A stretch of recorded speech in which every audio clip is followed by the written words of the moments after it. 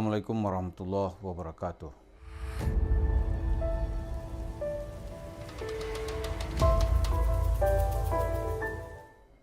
Para pemirsa, dalam menghadapi suatu kezaliman atau suatu kebatilan, kalau dihadapi secara terus-menerus, maka kezaliman dan kebatilan itu bisa tumbang. Dari sejarah kita belajar, barangkali ketika kita sekolah dulu ada hafalan gitu. Misalnya ada buku yang ditulis oleh Edward Dewes Dekker. Judul bukunya itu adalah Makhavelar. Nama samarannya disebut dengan Multatuli. Saya minggu lalu sengaja membaca ulang buku Makhavelar ini yang oleh majalah Time disebut sebagai buku yang disebut sebagai The Book That Killed Colonialism. Ya. Ini bukunya. Buku ini dianggap yang membunuh kolonialisme Belanda. Lalu buku ini sebenarnya pengalaman pribadi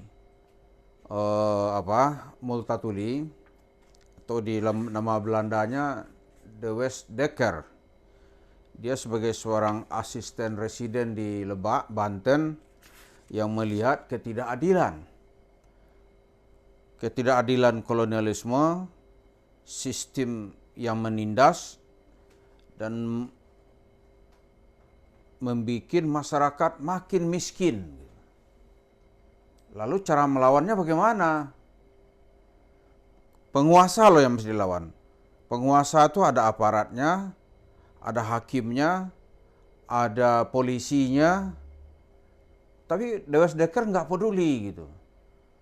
Maka setelah dia keluar dari posisi sebagai asisten residen di Lebak, Banten, dia pulang ke Belanda, dia sewa satu kamar di Belgia, dia tulis buku yang berjudul Makhavelar.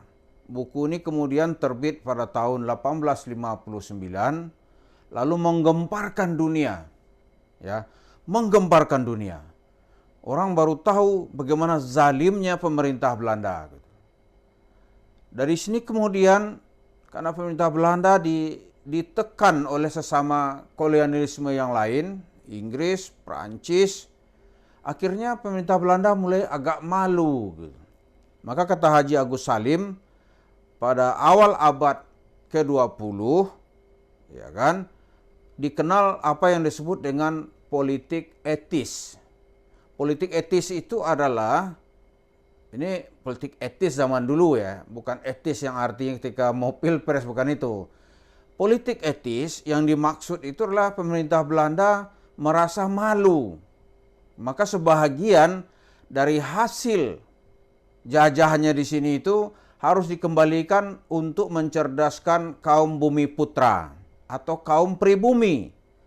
Maka di awal abad ke-20, implikasi dari politik etis ini, pemerintah kolonial Belanda mulai membangun sekolah-sekolah. Dari sekolah inilah kemudian ada generasinya, generasi emas era kolonial itu, yaitu anak-anak pribumi masuk sekolah. Di antara tokoh yang sekolah ini ada Haji Agus Salim, ada Soekarno, ada Hatta, Syahrir, Natsir, Sultan Takdir Ali Shahbana, dan lain-lain gitu. Ada nanti Muhammad Yamin yang jumlahnya saat itu sampai hancurnya kolonialisme Belanda itu ada 3,5% dari penduduk pribumi yang melek huruf. Artinya bisa membaca tulisan. Nah kalau sekarang kan sudah rata-rata pendidikan pribumi Indonesia ini sudah sampai kelas 7. Artinya mau naik kelas 2 SMP mereka drop out gitu. Tapi dari buku ini kita ungkap, begitu dari sebuah buku itu bisa merontokkan sistem kolonial. Walaupun membutuhkan masa yang cukup panjang. Kita mengungkap ini, bisa nggak Yusuf Mansur tuh kita rontokkan? Ini ceritanya nih. Bisa nggak Kalau dulu media yang dipakai untuk merontokkan kolonialisme Belanda itu bukan gerakan bersenjata, enggak. Bukan. Gerakan bersenjata itu dengan gampang ditaklukkan oleh pemerintah kolonial. Ada misalnya perang Diponegoro 1825 sampai 1830. Pangeran Diponegoronya ditangkap, dibuang ke Sulawesi. Lalu ada Padri di Sumatera Barat atau di Minangkabau yang dipimpin oleh Imam Bonjol. Itu 1816 sampai 1837. Imam Bonjolnya ditangkap, dibuang, pemberontakan selesai. Aceh, nanti ada para masyarakat di Banten 1888 juga berontak gitu. Tapi itu bisa dikalahkan. Tapi apa yang nggak bisa dikalahkan oleh pemerintah Belanda? Melumpuhkan sebuah ide. Dia nggak sanggup. Walaupun ide itu diusung oleh seorang yang bernama Dewes Dekker dalam bukunya yang tertulis yang dengan judul Mac Havelaar. Kita ingin mengatakan ide itu melumpuhkan sistem. Jadi walaupun Yusuf Mansur itu sekarang telah sukses mengumpulkan duit dari jemaah-jemaah masjid, dia dikejar nggak pernah dapat, dijerat hukum belum pernah tersangkut, gitu. Artinya dia nggak bisa dimasukkan ke dalam penjara.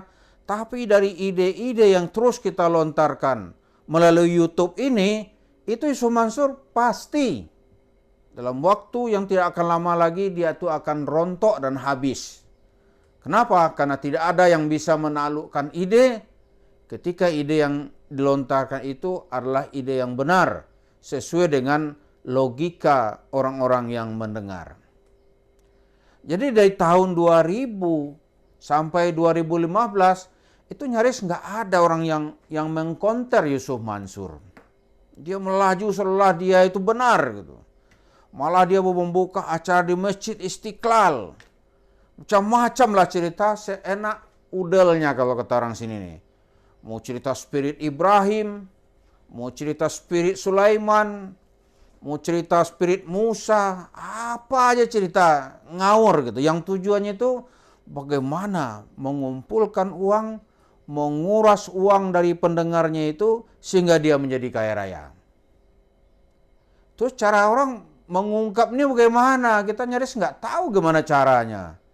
Akhirnya kita temukan apa yang disampaikan oleh Yusuf Mansur itu membuat orang menderita. Itu bukanlah kebenaran. Apa yang disampaikan oleh Yusuf Mansur itu cerita bohong.